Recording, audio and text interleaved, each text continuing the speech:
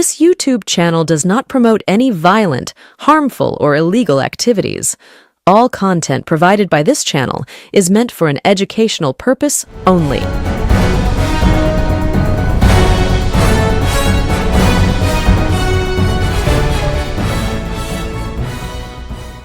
নমস্কার, আমি প্রতিবেদক সায়ন্তন চক্রবর্তী। আপনারা দেখছেন বঙ্গচক্র ইউটিউব চ্যানেল। ইতিমধ্যেই বিজেপি সরকার অর্থাৎ নতুন সরকারের প্রথম বাজেট অধিবেশন হয়ে গিয়েছে এবং বাজেটে দেখা গিয়েছে যে সরকারি কর্মচারীরা অত্যন্ত খুশি। 20% ডিএ ঘোষণা হয়েছে, পাশাপাশি আশা কর্মী থেকে শুরু করে মিড ডে মিল কর্মী সকলেরই মাসিক সাম্মানিক বৃদ্ধি পেয়েছে। মিড ডে মিল কর্মীরা আগে 2000 টাকা করে যারা মাসিক সাম্মানিক পেতেন তাদের মাসিক সাম্মানিক 1000 টাকা করে বৃদ্ধি পেয়েছে। ফলতই খুশি মিড ডে মিল কর্মীরা। কিন্তু ঘটনাচক্রে যেদিন এই ঘোষণা হলো অর্থাৎ বাজেট অধিবেশন যেদিন মিড ডে মিল কর্মীদের মাসিক সাম্মানিক 1000 টাকা করে বৃদ্ধির ঘোষণা করা হলো, সেদিনই প্রথমে মিড ডে মিল কর্মীরা খুশি হলেন, কিন্তু তারপরে 24 ঘন্টা গড়াতে না গড়াতেই দেখা গেল তারা অত্যন্ত চিন্তিত। কারণ মিড ডে মিলের কাজ করে তারা খেতে পারবেন তো? কেন এই প্রশ্ন তারা তুলছেন সেই বিষয়ে আসবো। তার পাশাপাশি সাধারণ মানুষজন এই মুহূর্তে হকার উচ্ছেদকে কেন্দ্র করে ক্ষিপ্ত এবং তার পাশাপাশি তারা যে ক্ষোভ, তাদের যে রাগ, সেই রাগের বহিঃপ্রকাশ ঘটছে তাদের বক্তব্যের মাধ্যমে। খুব সুস্পষ্টভাবে এক মহিলা বলে দিলেন এই নতুন সরকারের আমলে অর্থাৎ বিজেপি সরকারের আমলে চুরি ডাকাতি বেড়ে যাবে, ঘরে ঘরে চোর ডাকাত তৈরি হবে এই বিজেপি সরকারের আমলে। কেন বলছেন তিনি সেই কথা, সেই বিষয়েও আমরা আলোকপাত করব বা দেখে নেব সেই মহিলার বক্তব্য। আর ঘটনাচক্রে এই যে সোনার বাংলা গড়ার ডাক দিয়েছিল বিজেপি 2026 বিধানসভা ভোটের আগে প্রচার অভিযানে, সেই সোনার বাংলা কি আদৌ হচ্ছে? তার কারণ এক্ষেত্রেও এক হিন্দু মহিলা, যেই হিন্দু ভাই এই দাবি নিয়ে বিজেপি ভোট যুদ্ধে অবতীর্ণ হয়েছিল, সেই হিন্দু ঘরের মাথায় সিঁদুর, হাতে শাখা পলা পরিহিত এক মহিলা, সেই মহিলা বলে দিলেন সোনার বাংলা করতে গিয়ে আমাদের সর্বনাশ হয়ে গেল। সবার প্রথমে সেই মহিলার বক্তব্যই শুনে নি, যিনি বলছেন সোনার বাংলা করতে গিয়ে আমাদের সর্বনাশ হয়ে গেল। আমরা 50-60 বছর ধরে একই জায়গায় রয়েছি, কোথায় যাব, কোথায় থাকবো? ঘরে ছোট ছোট বাচ্চারা রয়েছে, তাদের নিয়ে যাবোটা কোথায়? প্রশ্ন তুলে দিচ্ছেন সেই মহিলা। একবার দেখুন তার বক্তব্য। সোনার বাংলা বানাতে এমন না সোনার বাংলা বানাই দিয়ে পথের ভিখারি বানাই দিচ্ছে সবারে। বাটি নিয়ে নে ভিক্ষা করো, খাও। এইটাই হলো উচিত সরকারের? কোনোদিন হতে পারে না। হ্যাঁ, কোনোদিন ভেবেছিলাম না 50-60 বছর দিয়ে আমরা এখানে বসবাস করি। হ্যাঁ, এটা হলো কোনো সময় আমরা ভাবিনি। আমাদের ছোট ছোট ছেলে মেয়ে আছে, পড়াশোনা করে কোথায় যাবে ওরা? পড়াশোনা কোথায় করতে যাবে? কার ভরসা দাঁড়াবে? হ্যাঁ, শুনলেন সেই বক্তব্য। এবার আসা যাক শুভেন্দু অধিকারী।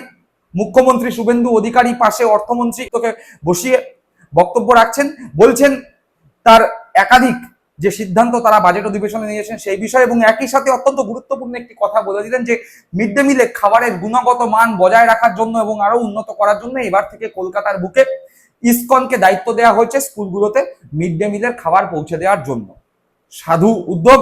ইসকনের মতো একটি সংস্থা যার সুখ্যাতি বিশ্বব্যাপী, সেই সংস্থা যদি মিড ডে মিল দেওয়ার দায়িত্বে আসে সেক্ষেত্রে কোনো ধরনের বিরোধিতার কোনো জায়গা নেই।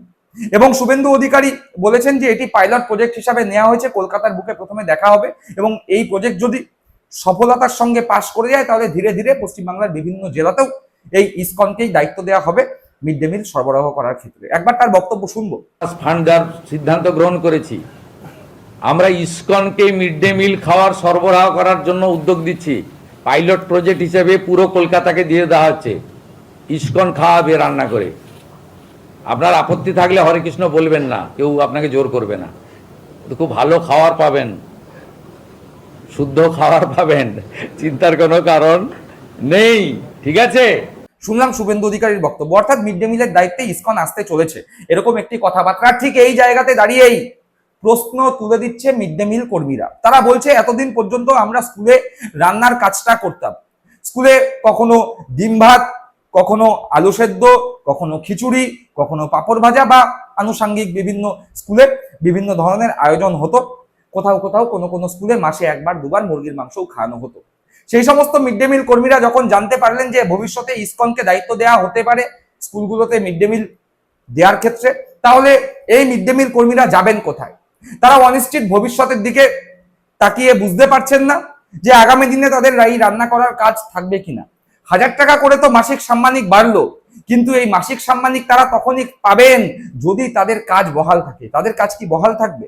প্রশ্ন উঠছে, তার কারণ ওই যে ইসকনকে যদি দায়িত্ব দেওয়া হয় মিড ডে মিল সরবরাহ করার জন্য, সেক্ষেত্রে স্কুলে স্কুলে মিড ডে মিল কর্মীদের কাজ কি থাকবে? তাদের কাজই তো ছিল স্কুলে স্কুলে মিড ডে মিল রান্না করার। যদি ইসকনই রান্না করা খাবার সরবরাহ করে স্কুলগুলোতে, তাহলে মিড ডে মিল কর্মীরা কি করবেন? সাম্মানিক 1000 টাকা বাড়লেও তাদের কাজটা কি বজায় থাকবে? প্রশ্ন তুলছেন এক মিড ডে মিল কর্মী, তার বক্তব্য শুনবো। চাকরি থাকবে সেটা এখন সন্দেহ। কেন থাকবে না বলুন? আমরা এতদিন করে এসেছি, বিনা পয়সায় কাজ করে ছেলেদের খাইয়ে এসেছি, 100 টাকায় ছেলেদের খাইয়ে এসেছি আমি মাসে। আজ 22 বছর করছি, কেন হবে না বলুন এটা? তাহলে আমরা কি করব? তাহলে আমাদের সরকার একটা কিছু করে দিক। করছেন, আপনাদের কি চাকরি থাকবে বলে মনে হচ্ছে? না, আমাদের থাকবে বলে মনে হচ্ছে, রাখতে হবেই, নাহলে আমরা খাবো কি? আমরা তো এই করেই খাচ্ছি। স্বামী অসুস্থ, একটা ছেলে মেয়ে, কিছু, অথচ আমরা কিছু পাই না। আমাদের মাইনেই নেই, এই মাসে 2000 টাকা তাও মাসে পাই না আমরা। সে আমাদের একটু মাইনেটা বাড়াক, আগুনের কাছে কাজ করি, আমাদের একটু মানে কিছু একটু দিক, একটু পেনশন নেই হোক, যাই হোক, কিছু তো দেওয়া দরকার। আমাদের কিছুই পাচ্ছি না। আমরা আশা করছি, আমাদের আশা দিদির মাইনে বেড়েছে, অঙ্গনারীর মাইনে বেড়েছে, সকলেরই মাইনে বেড়েছে, কিন্তু আমাদের কিছু হয় না। 1000 টাকা কি হবে বলুন? এই 1000 টাকাই আমাদের দিয়েছে। কিন্তু আপনাদের চাকরি থাকবে সেটা এখন সন্দেহ। কেন থাকবে না বলুন? আমরা এতদিন করে এসেছি, বিনা পয়সায় কাজ করে ছেলেদের খাইয়ে এসেছি, 100 টাকায় ছেলেদের খাইয়ে এসেছি আমি মাসে। আজ 22 বছর করছি, কেন হবে না বলুন এটা? তাহলে আমরা কি করব? তাহলে আমাদের সরকার একটা কিছু করে দিক, এছাড়া তো উপায় নেই। আমরা কি নিয়ে খাবো? ইসকন কেন? যেখানে যেটা না, ইসকনের হাতে তুলে দিলে আমাদের এখানে আমরা মরে যাবো তো। আমরা কি করে খাবো? তাহলে আমরা তো খেটেই খাচ্ছি এখানে, 2 পয়সা হোক 4 পয়সা হোক, আমরা তো খেটে খাচ্ছি। বলুন, আমরা এটা চাইছি যে যেখানে জেলাম আমরা খেটে খাচ্ছি, খাই থাকি, এটা আমরা বলতে চাইছি। আর একটু যেন আমাদের মাইনেটা বাড়ায়, একটু আমাদের কিছু করে যেন সরকার। নতুন সরকার এসেছে, আশায় আছি যে সকলে সবকিছু হচ্ছে, নিশ্চয়ই আমাদেরও কিছু একটা হবে। শুনলাম মিড ডে মিল কর্মীর বক্তব্য, আর ঠিক এর পরেই আসছি সেই মহিলার বক্তব্য নিয়ে, যিনি অত্যন্ত গুরুত্বপূর্ণ একটি কথা বলে দিলেন এবং অভিযোগ জানালেন যে বিজেপি সরকারের আমলে ঘরে ঘরে চোর ডাকাত তৈরি হতে পারে, চোর ডাকাতের উৎপাত বাড়বে। কেন তিনি একথা বললেন সে বিষয়ে আসবো। ঠিক এইরকম পরিস্থিতিতে দাঁড়িয়ে এই মহিলা সরাসরি অভিযোগ করছেন বিজেপি সরকারের আমলে এলাকায় চুরি ডাকাতির উপদ্রব বাড়বে, চুরি ডাকাত বেশি করে তৈরি হবে। কেন? এই মহিলার মুখ থেকে শুনে নিন। আপনারা তো সৎ পথে রোজগার করে খাচ্ছেন, তাও এই অবস্থার মধ্যে সবাই ডাকাতি করবে, লোকে ছিনতাই করবে, রাত্রিবেলা ছিনতাই করবে, গলায় চাকু ধরবে, কেউ বলার থাকবে না। এটাই তো নতুন সরকার এটাই চায়, যে মানুষের বুকে চুরি ধরুক, ছিনতাই হোক, যে বাচ্চা বাচ্চা ছেলেরা হকারি করে খাচ্ছে তাদের খেতে পেটের জ্বালায় ছুরি ধরবে, পিস্তল চালাবে, ছুরি চালাবে, এইসবই করবে। শুনলেন সেই মহিলার বক্তব্য। অর্থাৎ একই সাথে সমাজের বিভিন্ন স্তরে ক্ষোভ তৈরি হয়েছে নতুন সরকারের বিরুদ্ধে। যদিও সরকার এখনো 2 মাস তার বয়স পূর্ণ হয়নি, সরকারকে সময় দিতে হবে, তারা ভবিষ্যতে কি করে সেদিকে লক্ষ্য রাখতে হবে। সবেমাত্র সরকার বাজেট পেশ করেছে, সেই বাজেটের ইমপ্লিমেন্টেশন কিভাবে হয় সেদিকেও নজর রাখতে হবে। কিন্তু শুরুতেই সরকারের বিরুদ্ধে ক্ষোভ তৈরি হচ্ছে। ক্ষোভ তাদের মনে তৈরি হচ্ছে যারা এইবার বিপুল সংখ্যক ভোট এই সরকারকে দিয়েছে।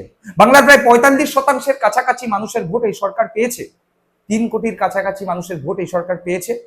ফলে মানুষের মধ্যে যে ক্ষোভের সঞ্চার হচ্ছে, সেই ক্ষোভের প্রশমন কিভাবে করবে সরকারকে, সেই নিয়ে ইতিমধ্যেই চিন্তা ভাবনা করতে হবে। দর্শক বন্ধুরা, আপনারা কি মনে করছেন অবশ্যই কমেন্ট বক্সে কমেন্ট করে জানাবেন। সকলে ভালো থাকবেন, সুস্থ থাকবেন। জয় হিন্দ, বন্দে মাতরম।